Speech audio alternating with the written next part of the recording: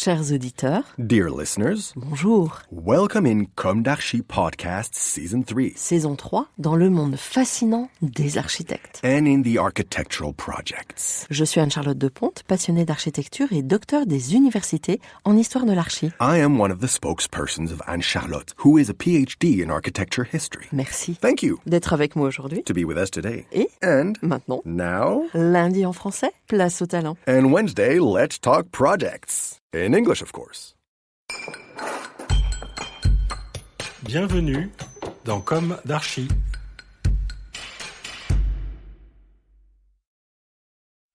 Dear listeners, welcome to the first episode of our Comme d'Archi summer series on the theme Short Chronicles and Beautiful Castles. This is Esther on behalf of Anne-Charlotte. I had the pleasure of writing this episode. This summer, we have chosen to offer you a walk in the heart of the castles of France, in the heart of the history, sometimes royal, of these residences, of their majestic, monumental, or even intimate architecture. Why such a subject? Because, as André Malraux said so well, the inventory of France's artistic riches has become an adventure of the mind.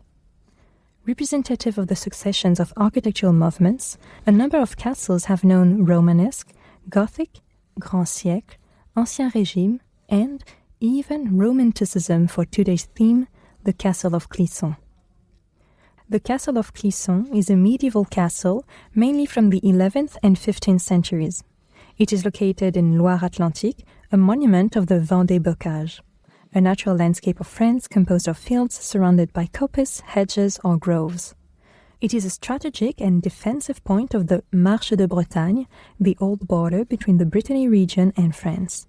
The castle is a maze of corridors and underground passages, according to Léon Gozlan, who wrote in 1857, Clisson is a labyrinth within a labyrinth, in a country of forests, rivers, and marshes. It is a snake that folds back on itself 3 or 4 times, and whose head ends up not finding its tail. It had only one door, like hell, but subterraneans without number, double enclosure of walls, stone armor on stone armor, triple ditch, after a bridge, another bridge, after a second, a third, dark vaults and lighted passages suspended between 2 precipices, and after these black ditches, these gaping posterns, these portcullis, these drawbridges, after this iron and this granite, it embraced the Duke of Brittany, encrusted in the heart of this nucleus. Probably begun in the 13th century by Guillaume de Clisson, then Olivier I de Clisson, known as the Old, the castle is located in a strategic position, at the confluence of the Sèvres and Moine rivers. Thereafter, it was constantly enlarged and improved until the end of the 16th century. So much so that it became a jewel in the crown of French military architecture, and above all, of its evolution. It is a striking labyrinth of curtain walls, courtyards and bastions, bristling with towers, machicolations and barbicans, pierced with cannon ports. In the 10th century, Clisson was not much.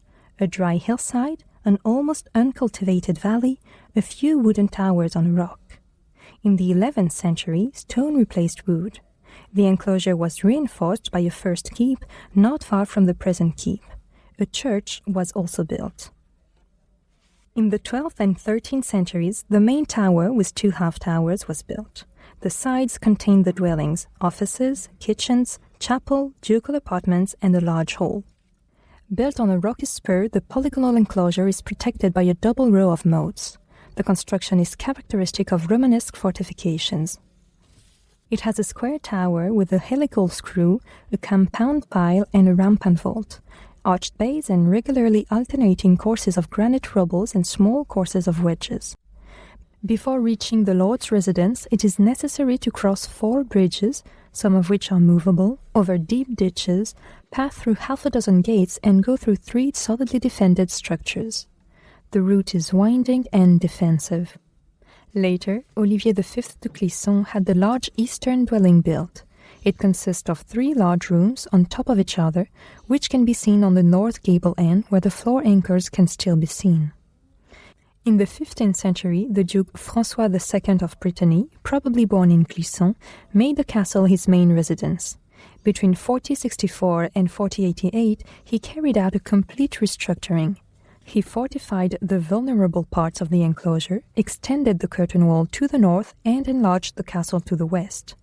Powerful constructions were built to the west and north. A half-moon barbican and towers with casemates for the artillery were built.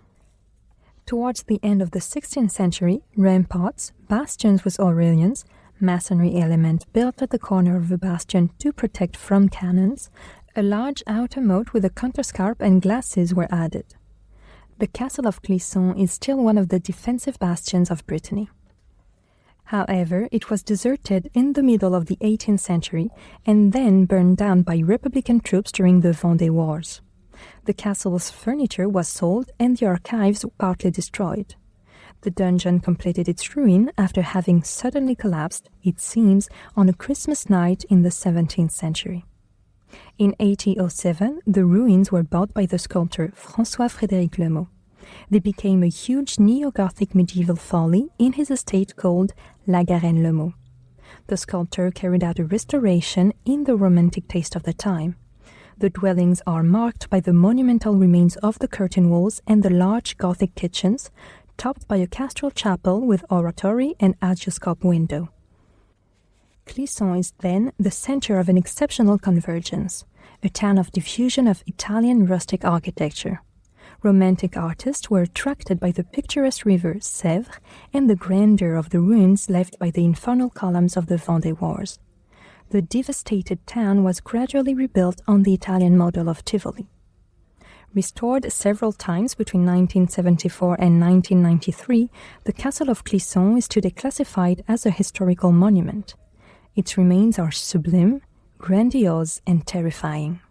Their majestic complexity still testifies to the elaborate, complicated, and formidable knowledge of the military architecture of the Middle Ages, adapted to each warlike innovation. But it is undoubtedly thanks to the Romantics who were fond of its Gothic ruins that we owe its preservation.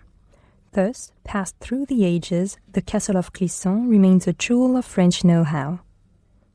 Dear listeners, thank you for tuning in. Let's meet again next week for a new Summer Comme d'Archi in English. And until then, take care of yourselves. Goodbye.